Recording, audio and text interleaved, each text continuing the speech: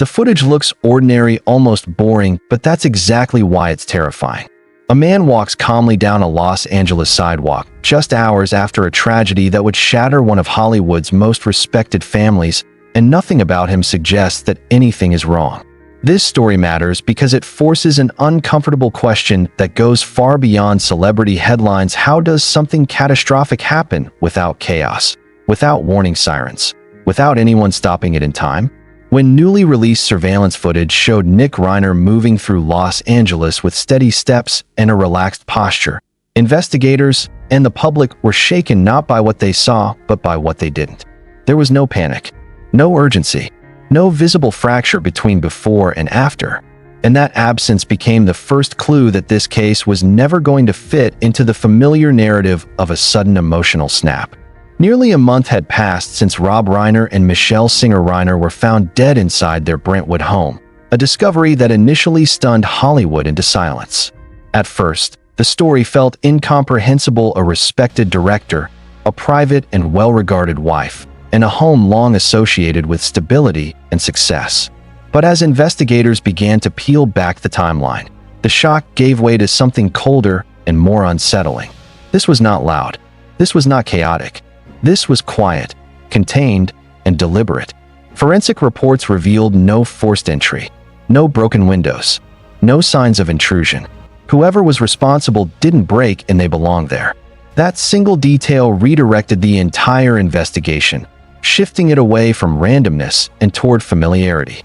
And then came the movements after.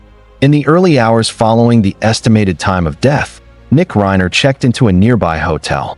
Staff later described him as calm, reserved, unremarkable. No distress, no requests for help, just silence. Later that day, surveillance captured him again at a gas station, purchasing a drink, pacing briefly, scanning his surroundings. Still no panic. Still no attempt to disappear. When officers finally took him into custody, he didn't resist. He didn't speak. He didn't ask why. That composure shattered early assumptions and introduced a far more disturbing possibility that whatever happened inside that house unfolded over time, not in a moment. And once that idea took hold, everything that followed became harder to ignore. As investigators began reconstructing the events inside the Brentwood home, the case quietly shifted from shock to structure, and that shift changed everything. What initially felt like an incomprehensible act slowly revealed a timeline that was disturbingly ordered. It began with absence. A scheduled visitor arrived later that day expecting a routine interaction, the kind that had happened countless times before. There was no reason for concern at first, but the house did not respond. Calls went unanswered. Messages were not returned. The silence lingered longer than it should have. The Brentwood home, usually alive with subtle signs of routine, felt sealed off. That silence became the first alarm, not because it was loud, but because it was wrong. When authorities were finally notified and entry was made, the reality inside confirmed what no one was prepared to accept. Whatever had happened was already over. Hours had passed. The window for intervention had closed long before anyone knew it was needed. Forensic specialists moved carefully, not just documenting what they saw, but what they didn't. There were no broken locks, no shattered glass, no damage suggesting a forced entry. That absence was not a minor detail, it was foundational. Investigators were clear in their assessment. Whoever was responsible did not need to break into the home. They already belonged there. They knew the layout. They knew the routines. They knew where people would be at certain hours. This was not an intrusion from the outside. It was something that unfolded from within familiarity, and that realization fundamentally altered the direction of the investigation. The home was not breached. It was accessed, and that distinction narrowed the field in a way that no amount of speculation ever could. A preliminary forensic report helped tighten the timeline, placing the critical window sometime between midnight and the early morning hours. That time frame mattered because it offered privacy, isolation, and time. Experts later emphasized that this was not a matter of seconds or a single uncontrolled outburst. Injuries documented at the scene indicated multiple actions, not one. Different force patterns suggested repetition. Repetition requires proximity. Proximity requires presence. And presence requires awareness. Investigators were careful with their language. But the implication was unmistakable. This was not chaos. This was sustained. It unfolded gradually enough for choices to be made, moments to pass, and opportunities to stop or leave to exist. One of the most unsettling emerging details involved the object believed to have been used. According to experts familiar with the investigation, it was likely something taken from inside the home itself. Not elaborate, not exotic, not brought in with intention. Something ordinary, something accessible, something that blended into daily life. That detail cut deeper than any dramatic weapon ever could, because it reinforced how unplanned and yet how intimate the act was. It required no preparation beyond being there. It required no special effort beyond familiarity. And that familiarity is what transformed the setting from a place of safety into the site of something irreversible. Investigators also considered the state of the victims at the time the incident began. Evidence suggested they may have been resting, possibly asleep. That detail, while never framed sensationally, altered the emotional weight of the case. A home at rest is a place of trust, a place where defenses are down. If true, it would mean the event began not with confrontation, but with vulnerability. That possibility deepened the sense of violation and reinforced why the absence of alarms or calls mattered so much. Nothing interrupted the night. No one came. No signal was sent. The hours passed quietly until discovery forced the truth into daylight. By the time Rob Reiner and Michele Reiner were found, investigators estimated that several hours had already elapsed. That gap became one of the most haunting aspects of the case. Not because of what was seen, but because of what went unseen. The silence stretched on uninterrupted, allowing time to move forward as if nothing had changed. That silence is what investigators return to again and again, because silence requires conditions. It requires control. It requires the absence of resistance significant enough to draw attention. And it requires familiarity with the environment to know that attention will not come. As the investigation moved outward from the home, surveillance and transactional records began filling in the hours that followed. Nick Reiner appeared on camera moving through Los Angeles in a way that was notable precisely because it was unremarkable. Around 4 a.m., he checked into a nearby hotel. The interaction was routine. He paid. He received his room key. He did not rush. He did not appear disoriented. Staff later told investigators that nothing about his behavior stood out. No visible distress. No frantic questions. No explanation offered. He was quiet, withdrawn, detached, just another guest passing through. That ordinariness became another contradiction investigators had to reconcile. As the morning progressed, cameras placed him in Santa Monica. Investigators believe he may have attempted to clean himself either before leaving the home or later at the hotel.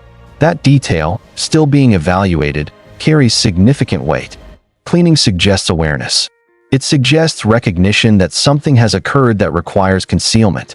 Even if incomplete, the act itself undermines any narrative centered entirely on confusion or blackout.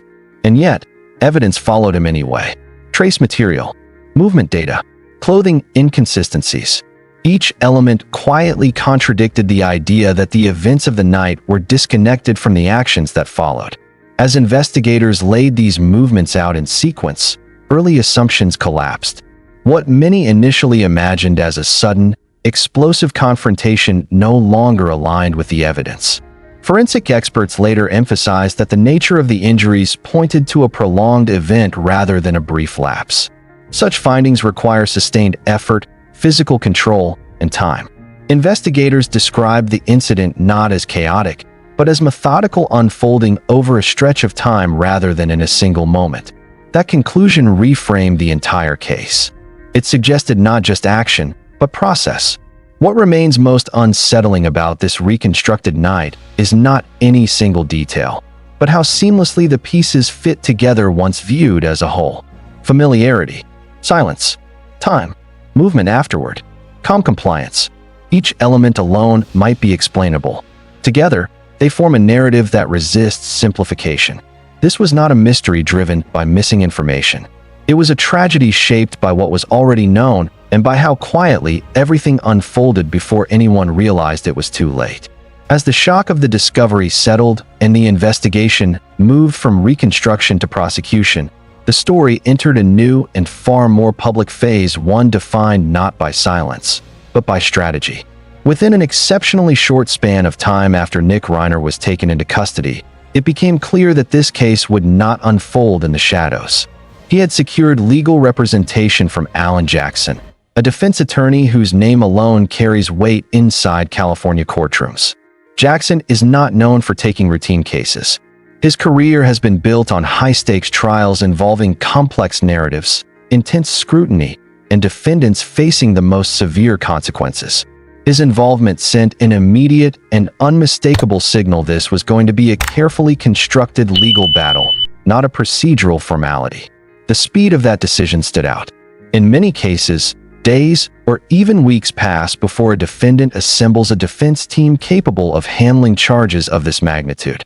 Here, the response was swift and decisive. Legal analysts noted that such rapid engagement often reflects not just urgency, but access to networks, resources, and decision-makers who understand how to mobilize immediately when the stakes are existential. From that moment forward, the case was no longer solely about what happened inside a Brentwood home.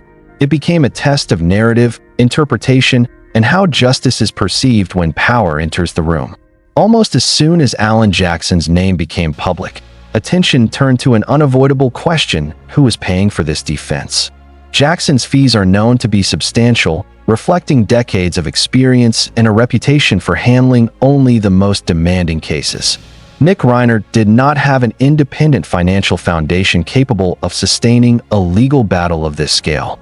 His work history was limited, largely consisting of small creative projects connected to his father. There was no indication of accumulated wealth, business ventures, or assets that could reasonably support months or years of intensive litigation. The math simply did not add up. As speculation grew, multiple sources familiar with the situation suggested that the legal fees were being covered by the Reiner family estate, estimated to be worth roughly $200 million. That revelation shifted public conversation almost overnight. It introduced a layer of discomfort that had little to do with legal technicalities and everything to do with ethics and perception. Under California law, the so-called Slayer Rule prevents anyone convicted of killing from inheriting or benefiting from the victim's estate. The principle is clear: no one should profit from violence. But legal experts were quick to point out an important distinction that exists before a verdict is reached. During active proceedings, estate funds may still be used to pay for legal defense if approved by estate administrators or surviving relatives. It is legal, but legality does not equal comfort. That distinction placed the Reiner family estate in a precarious position. Any decision made in the early stages of the case could later be scrutinized, challenged, or reframed depending on the outcome of the trial. Estate administrators have discretion, but with discretion comes exposure. Many legal analysts noted that in similar cases, administrators often refuse to authorize such payments precisely to avoid the moral and reputational fallout. Here, however, sources indicated that the decision was made to proceed. Those close to the family offered an explanation rooted not in privilege, but in belief. According to multiple insiders, the choice to allow estate funds to cover Nick's defense was framed as an act of humanity rather than protection. Rob Reiner and Michele Reiner had spent years advocating for their son's treatment, stability, and recovery. Those familiar with their thinking suggested that ensuring Nick had access to strong legal and psychiatric representation aligned with what they would have wanted. In that framing, the defense was not about avoiding accountability, but about acknowledging years of documented instability and attempting to steer the case toward understanding mental health rather than focusing exclusively on punishment. Nick Reiner's first court appearance further underscored the seriousness of what lay ahead. He entered the courtroom wearing a standard blue inmate uniform, standing beside Jackson as the judge addressed procedural matters. Cameras were restricted, limiting public visibility and intensifying speculation. Jackson immediately requested a delay of the formal arraignment, a move that seasoned legal observers recognized as strategic. Delays allowed defense teams time to fully evaluate evidence, consult experts, and shape a cohesive narrative before formally entering pleas. The judge granted the request, setting the next hearing months away and ordering that Nick remain in custody without bail.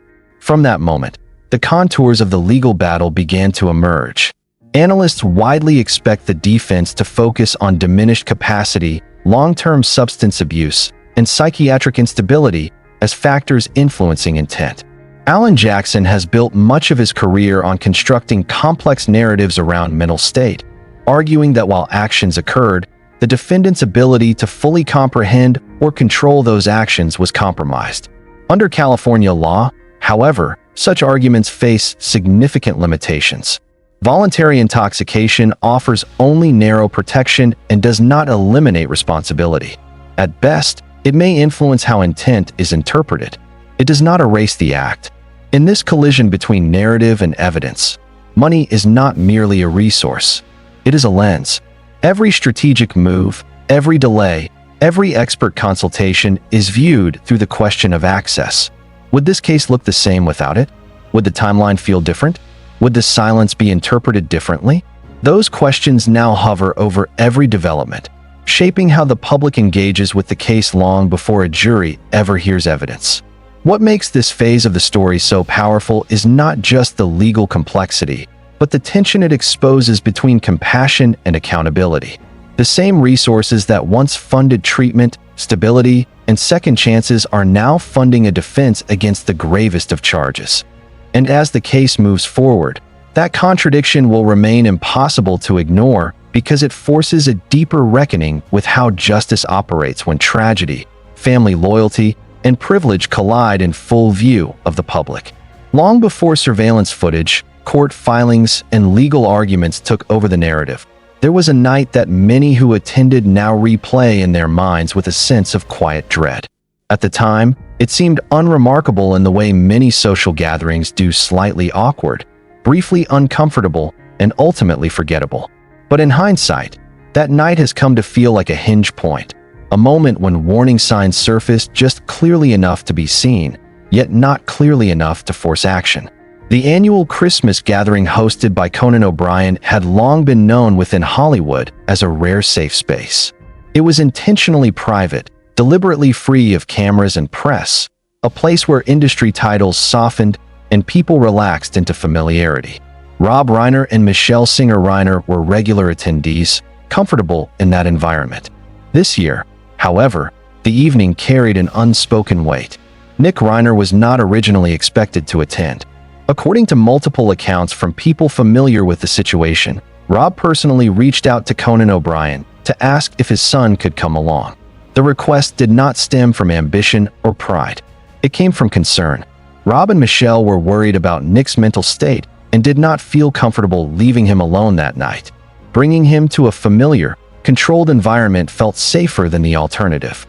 It was a choice shaped by years of navigating uncertainty, one that seemed reasonable in the moment and devastating in retrospect. Rob Reiner noticed. Throughout the night, he monitored his son with quiet vigilance, stepping in gently when needed. At one point, he placed a hand on Nick's shoulder and asked if he was okay. Nick did not respond. He stared forward, tense and unblinking, before pulling away and walking off without explanation. Michele did what she had done for years, smiling through concern, smoothing over moments, trying to preserve a sense of normalcy. But by late in the evening, it was clear that the situation was not improving. Witnesses described a moment when Nick accused his parents of talking about him, his tone sharp and defensive. The accusation came suddenly, without context, and escalated the tension in the room. When Rob attempted to calm him and suggested leaving, Nick pushed past, knocking over a small table of drinks. The sound cut through the room, drawing attention and breaking the illusion that this was just an awkward social moment. Hosts and security stepped in, including Conan O'Brien, who tried to de-escalate and suggested getting some air. The warmth of the evening evaporated, replaced by quiet discomfort and concern. The decision to leave was made quickly. Rob guided Nick toward the car, speaking calmly, trying to regain control of a situation that was slipping beyond his reach. Michele followed a few steps behind, visibly shaken and silent.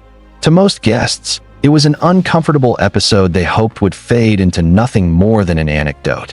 No one imagined it would later be scrutinized as a potential warning that went unheeded. Later that night, the quiet continued. Neighbors in Brentwood would later report hearing muffled voices and faint arguing around midnight. Nothing loud enough to prompt a call. Nothing alarming in isolation. In real time, it blended into the background noise of everyday life. In hindsight, it became part of a pattern, another moment that only gained significance after it was too late to matter. Rob believed deeply in structure and responsibility.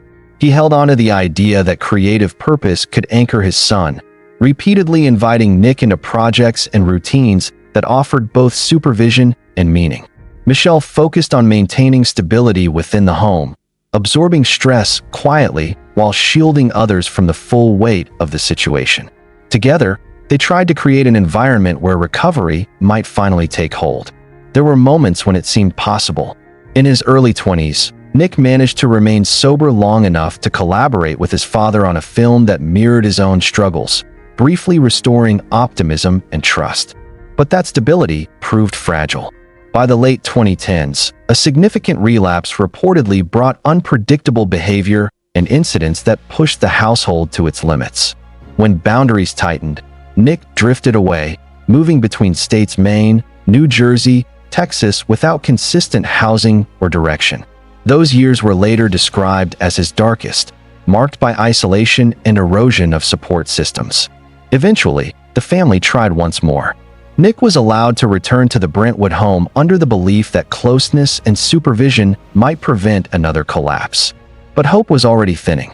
In the months leading up to the incident, Nick's behavior grew increasingly erratic.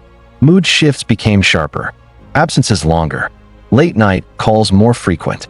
Friends described a household under constant strain, where concern had become routine and uncertainty had become the norm. Efforts to reintroduce boundaries created tension rather than resolution. Nick resisted oversight, while Rob and Michele struggled to balance protection with accountability. The result was not peace, but a fragile equilibrium that could not hold. This long history now sits at the center of the case, not as an excuse, but as context. It raises questions that resist simple answers about responsibility, limits, and the endurance of parental love. Rob once said that being a parent means never giving up on your child. In this case, that belief carried the family through years of effort, only to end in a tragedy that reframed everything that came before. What makes this night and the years behind it so haunting is not one explosive moment, but the accumulation of small signs, each dismissed on its own, all of them now impossible to ignore. This case does not end with a verdict. Even when jurors weigh evidence and a sentence is handed down, something remains unresolved. Because this is not only a story about what happened inside a house in Brentwood. It's about the years that came before it, the warning signs that felt manageable, the belief that love, resources, and patience could always pull someone back. Rob Reiner built a career telling stories about flawed people searching for redemption. Off-screen, he and Michele lived that belief every day, trying again and again to save their son. Their effort was constant, exhausting, and ultimately, not enough. What makes this story linger is its familiarity. A home, a family, a slow unraveling that didn't announce itself as dangerous until it was too late. As the trial approaches, the court will decide guilt based on evidence alone. But outside the courtroom, the questions are harder and far less legal. Where does compassion end and accountability begin? How many signs are only obvious in hindsight? And if even unlimited resources and unwavering love cannot always prevent collapse, what does that mean for everyone else watching quietly from the outside? This is not just a Hollywood tragedy. It's a reminder that some endings arrive without noise, disguised as routine, concern, and second chances until suddenly, there are no more chances left. Subscribe for deeper, investigative storytelling that looks beyond the headline.